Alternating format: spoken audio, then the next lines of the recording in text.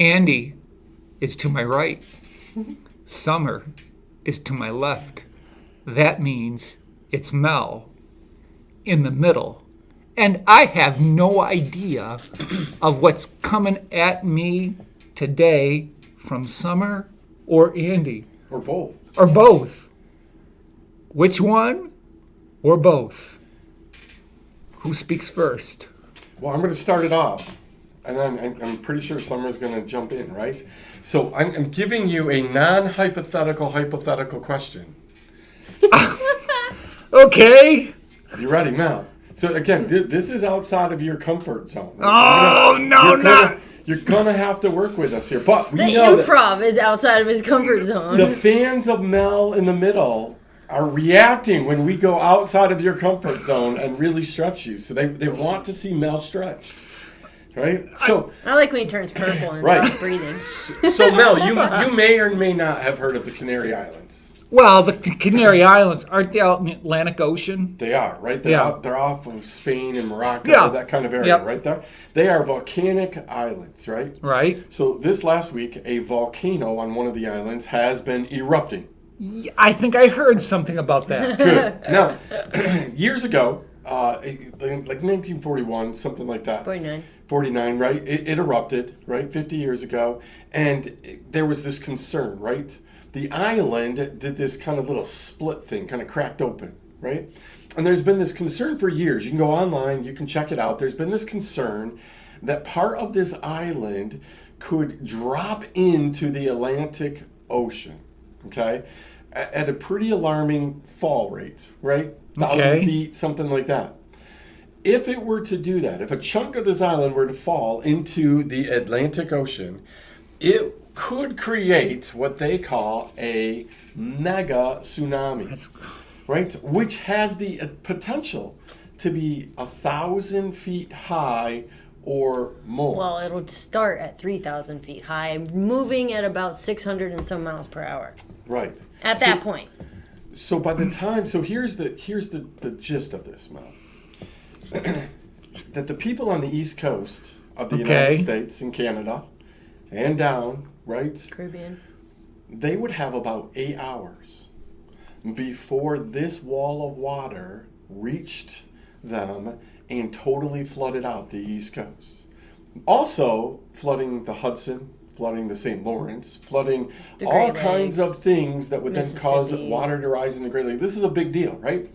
Now, the science to this says that this is a possibility, right? There's nobody arguing that this isn't a possibility. The science says this is a possibility. Currently, with this volcano, there are people who are concerned about this, that this could fracture this enough more that it would slide into the ocean. Now, CNN, places like that, are concerned enough that they have assured us that it isn't going to happen, that it's possible, but it's not likely, it's not going to happen, which automatically means that if they're telling you these things, that you probably should pay attention to this, right? So here's my hypothetical question to you, Mel, in the middle. Let's say that this happened. Let's say that God really does speak in his word about earthquakes and volcanoes and things like that. Let's say that God would allow something like this to happen, or maybe even motivate it to happen, right? Let's say that you're on the East Coast, which we are. Well, let's say that you had a little church right there, right off the ocean, right? Within a mile, 2 miles, 5 miles, 10 miles, right? And you get the warning that you have 8 hours before 3,000, 1,500, it really truly doesn't matter. Well, by the time it hit the East Coast, it'd be 300 feet tall and 200 miles per hour. So, It would cover half of Pennsylvania, half of New York, Maine, all Florida, the whole thing. Yep, so all the way up and down the East Coast is going to get hit with this, right? You're in a little church, Mel. You're on the coast. How do you spend, Mel, your last 8 hours? What do you do with this 8 hours that you have, right? Because you could think of yourself Yeah. and get out. 8 hours, plenty of time. You can get all the way across New York. You can get to, our little town, right? You could think about yourself. You could think about your family, right? And your friends. You could think about your church people, right? Making sure that they're all right. Or you could think about the lost people that are in the community, right? But you can't, Mel, you can't take care of everybody in this moment. You have 8 hours. How do you think you would spend that time, Mel? Wow. What a question. I'm glad that this is a hypothetical, but it could be a non-hypothetical. Hypothetical. Yeah. It's high possibility. High, like when you say high, how high? Like, here's possible, here's likely, and we're like here. Now, CNN and all these, they say no big deal, which means it's a big deal. But there's also like all the water buoys that are around the globe that tell you when the, they turned them all off in the Atlantic Ocean. They aren't covering this on any news feeds yet. There's lots of seismologists that are watching it who are like alarming people because there's been swarms of earthquakes right under this island since September 11th that have been just pulsing this island and going like this. So it's in between possible and likely. Yeah. But our government's not going to say, hey Mel, you should start like making an evacuation plan and get a safe idea going on because we just discussed. Yeah. They might not care. Since 9/11, to me that sounds a little gets my attention. Yeah. But what I do, the question is, what would I do in that 8 hours? What would you do? I think if I were on the East Coast and had a church like that, I think I would alarm call church leadership, get on the phone chain, and notify those within the congregation. But then again, would everybody on that chain follow through? Don't know. I think I would, though, try to contact those closest to me. And then from there, take steps to evacuate. And in the process of evacuating, I sure hope that if I saw somebody who was broken down in a panic, that I might stop and assist rather than merely trying to save myself. In other words, I kind of hope I'd be like that guy who was in the Twin Towers, the red bandana guy, who was guiding people down those towers, recognizing this could collapse at any time. What a remarkable that guy that was, and I think I would want to have him as an example for me. So, again, you're a pastor in this community, right? Impending disaster is coming, right? Where and what better opportunity? I guess what better opportunity would we have to reach the lost? Yeah, I mean, you could talk about instant evangelism right there. But would we take that time in that 8 hours to do that? Would we go to our neighbors? Would we go to our friends? Would we? What would we do? And I guess, Mel, I would also ask, what is our responsibility? Yeah. Is our responsibility to just care for those that we care about, that know us? That is our responsibility to care for everybody? Is our responsibility even to get ourselves out? Right. No greater love than to lay one's life down for a friend. I mean, I think of people in the nursing home. What do you do with those there who have no... They're not evacuating. They're not, yeah. There's a lot of people that aren't... Mel, we're talking millions of people 77 that million cannot people. get out that fast. It's impossible because it's not like here where you just get on the road and you go and there's no traffic. We're talking like, the coast where everyone's like a sardine in a can. Yeah, right. Right? The traffic so jams. You're not getting phenomenal. out. If you're still there when you get the 8-hour alarm, the chances of you getting out, pretty slim. Yep. Because... So it's like, what do I do here? Because I gotta be here, probably. Yeah. Unless you're really, good speed walker. You might be able to do it on foot and avoid all the traffic jams. No, right there, I would want to be coming. I mean, if you got 8 hours to run, I'd be running those 8 hours. But I think I'd want to hone my surfing skills. If Oh, no. Summer's not a big fan of water, so she's not doing that. But you see, like... See, I'm like, uncomfortable now. Talked about water. This whole thing is, again, it's a hypothetical. yeah, Right? But it's not hypothetical. It's not.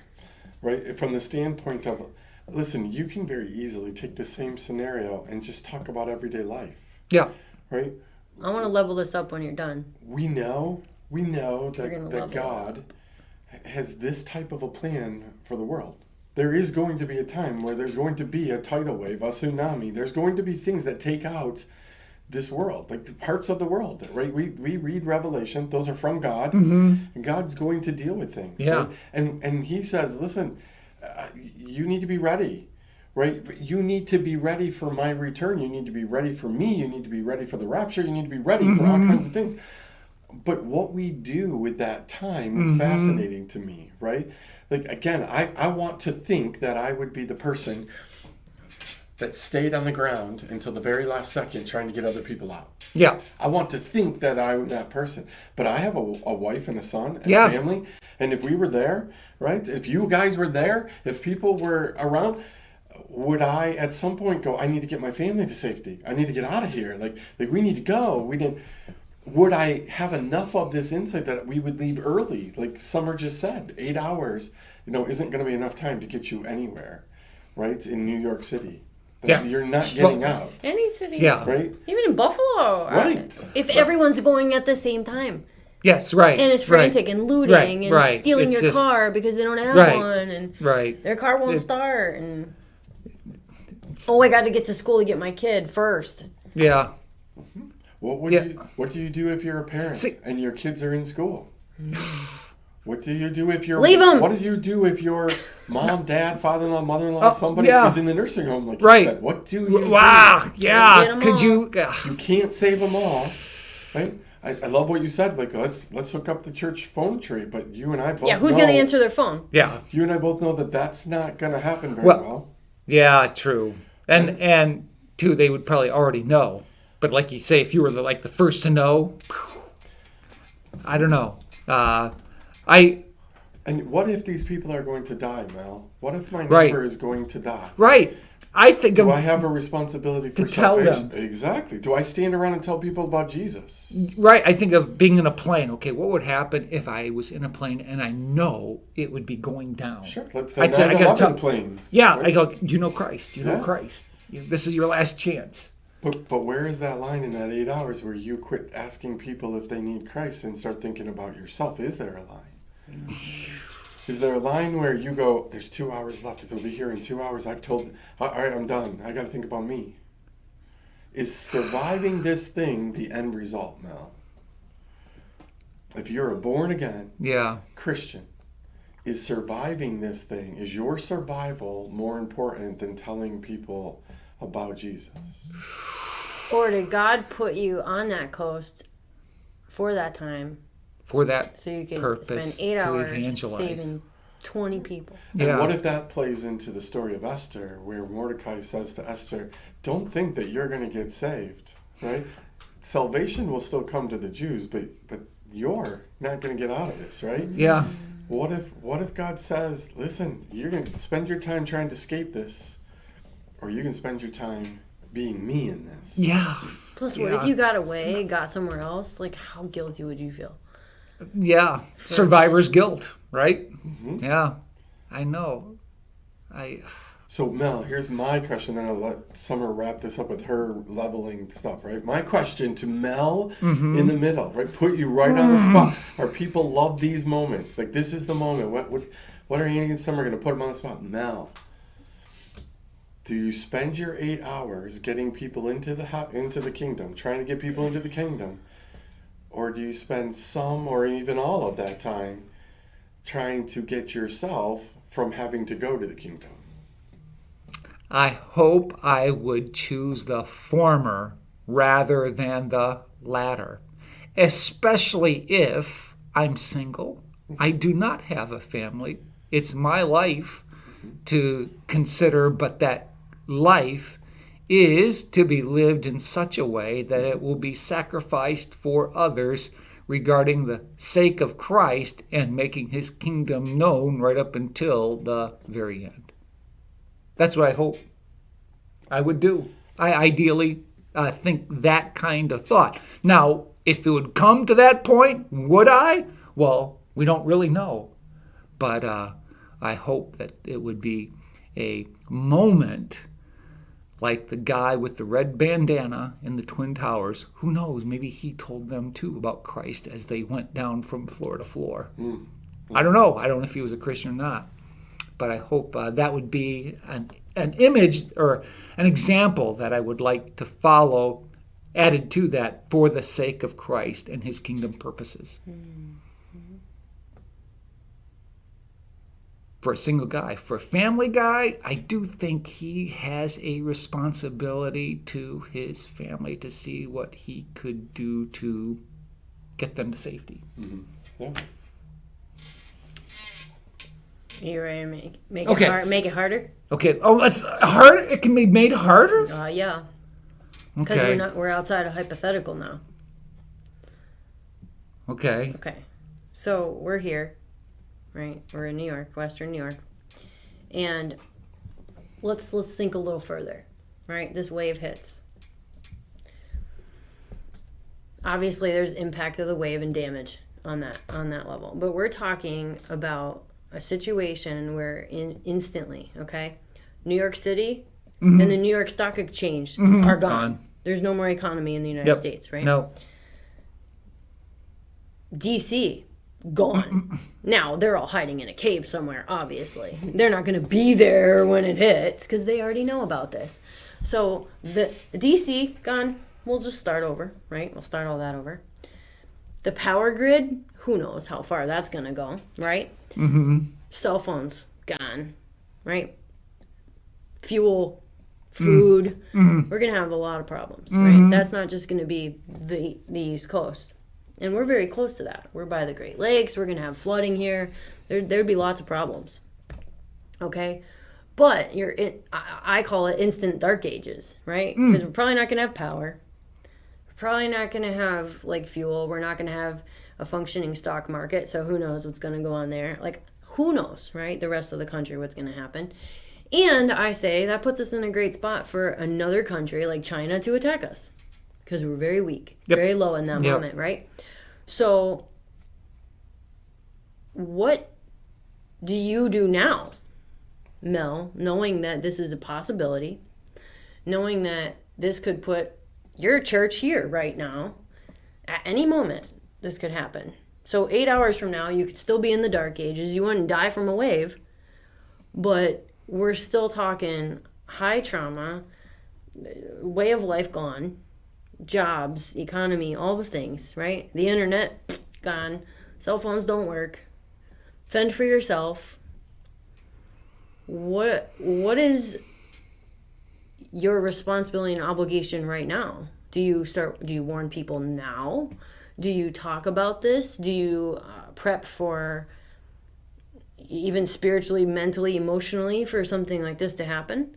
Because what are people going to do when they even see that happen? How many people here have family on the East Coast? I have family on the East. My family would be taken out by that. Yeah, I have a couple family members So, extended, yeah. What's the responsibility right now that we know this? Now that we know this far ahead, is this one of God's things, right? Is this one of God's things where he's like, flee Jerusalem, and here, I'm going to tell you what's going to happen. I'm going to give you this time. I'm going to let you watch it spew, going to let you watch the earthquakes, going to tell you the possibilities and give you this much time so that you can figure it out. And then another 8 hours. What do we do? What do we do with that? I think we should wait until we do part 2. Oh, you're a Part 2. sucker. That's a good answer, Mel. One way to get out of it. You know what, Mel? I hope we're here for part 2. Will you join us for part 2 of Mel in the middle, I know I got to be somewhere at 5. And it's getting really close to that right now. But we can't let that question, that scenario, that possibility go. Mel in the middle. See you next week if we're still here.